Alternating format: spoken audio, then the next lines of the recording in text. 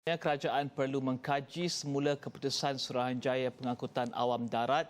SPAD menetapkan kadar tambang baru bas ekspres dan teksi berkuat kuasa 15 Mei. Timbalan Menteri di Jabatan Perdana Menteri Datuk Razali Ibrahim menyifatkan langkah kenaikan kadar itu sebagai tidak tepat pada masanya malah membebankan rakyat. Ujarnya pelaksanaan Cukai Barangan dan Perkhidmatan GST 1 April ini masih di peringkat penjelasan dan rakyat masih lagi belum memahami sepenuhnya. Setuju tak setuju? Banyak persoalan yang saya rasakan menjadi persoalan. Satu, kalau dikatakan tentang kos, harga minyak mentah sedang turun. Macam mana orang nak percaya harga kos itu meningkat? Kalau disandarkan kepada nak meninggikan perkhidmatan, kita tak tahu apa benda yang nak ditingkatkan. Ini soal contoh harga barang yang kempen untuk menurunkan harga barang. Kalau harga kos pengangkutan meningkat, macam mana harga barang nak turun? Jadi akhirnya nanti orang yang kata semua ini adalah helah kerajaan ataupun dia kata ini semua disebabkan oleh GST, akhirnya semua orang tidak dapat berbincang kepada perkara yang sebenar. Jadi pada saya perkara ini perlu diperhalusi, tidak boleh semua mengumumkan perkara-perkara yang melibatkan orang ramai secara sendiri-sendiri.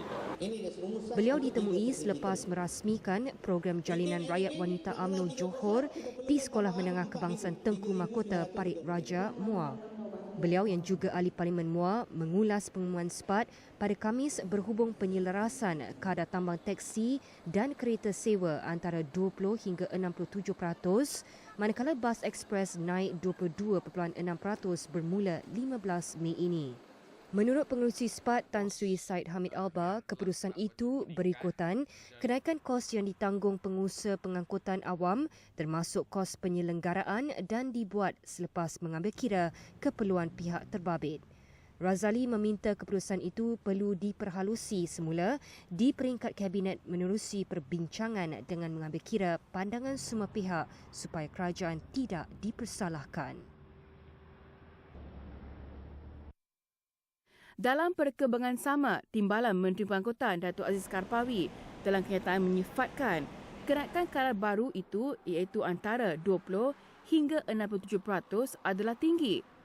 Menurutnya, kenaikan harga tambang seperti diumumkan agensi itu perlu mendapat pandangan dari semua pihak bagi memastikan ia tidak meningkatkan kos perbelanjaan rakyat jika diteruskan. Walaupun memahami masalah yang dihadapi pengangkutan awam dan pemilik teksi, kerajaan katanya perlu mengkaji dan menyemak semula kenaikan tersebut.